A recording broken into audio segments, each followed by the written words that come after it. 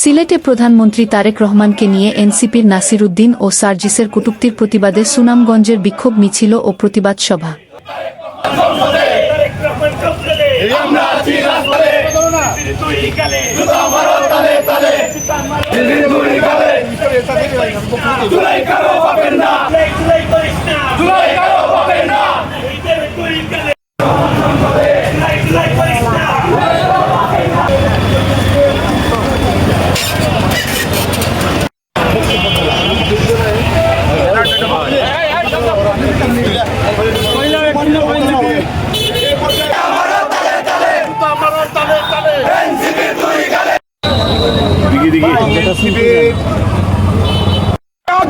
যদি ক্ষমা না করে দেশবাসীর কাছে ক্ষমা না চায়, তাহলে এই দেশের গণতান্ত্রিক মানুষগুলো তাদেরকে ক্ষমা করবে না।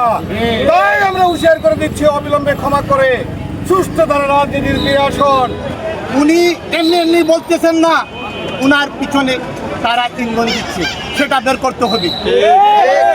উনি সিলেটে এসে ব্যক্তিগত আক্রমণ করতেছেন, উদ্দেশ্যটা কি? জুলাই তো আপনার একক নয়, জুলাইয়ে আমরাও ছিলাম। আপনি এককভাবে জুলাই দাবি করতে পারেন না। এই জুলাই পদযাত্রার নামে এই জুলাই শহীদদের বিরুদ্ধে আপনি অপমানকর বক্তব্য প্রদান করতেছেন। করছে, আমরা এর তীব্র নিন্দা জানাই।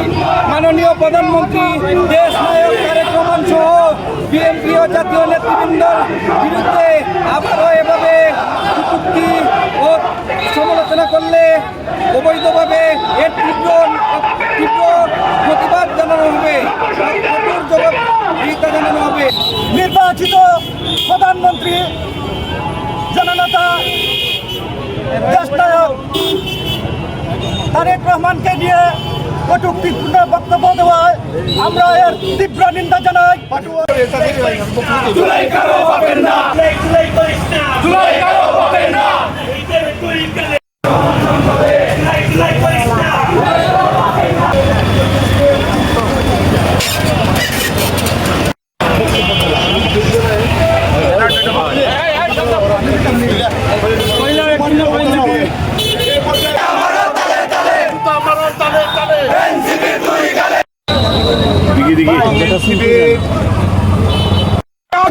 যদি ক্ষমা না করে দেশবাসীর কাছে ক্ষমা না চায়, তাহলে এই দেশের গণতান্ত্রিক মানুষগুলো তাদেরকে ক্ষমা করবে না।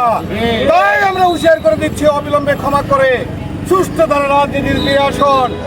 উনি এমনি বলতেছেন না, উনার পিছনে তারা ইন্ধন দিচ্ছে, সেটা বের করতে হবে। উনি সিলেটে এসে ব্যক্তিগত আক্রমণ করতেছেন, উদ্দেশ্যটা কি?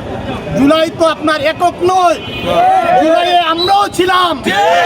আপনি এককভাবে জুলাই দাবি করতে পারেন না। এই জুলাই পদযাত্রার নামে এই জুলাই শহীদদের বিরুদ্ধে আপনি অপমানকর বক্তব্য প্রদান করতেছেন। করছে, আমরা এর তীব্র নিন্দা জানাই। মাননীয় প্রধানমন্ত্রী দেশ নায়ক তারেক রহমান সহ বিএনপি ও জাতীয় নেতৃবৃন্দের বিরুদ্ধে আবারও এভাবে কটূক্তি ও সমালোচনা করলে অবৈধভাবে এর তীব্র প্রতিবাদ জানানো হবে, কঠোর জবাবদিহিতা জানানো হবে। নির্বাচিত প্রধানমন্ত্রী জননেতা দেশ নায়ক তারেক রহমানকে নিয়ে কটূক্তিপূর্ণ বক্তব্য দেওয়ায় আমরা এর তীব্র নিন্দা জানাই।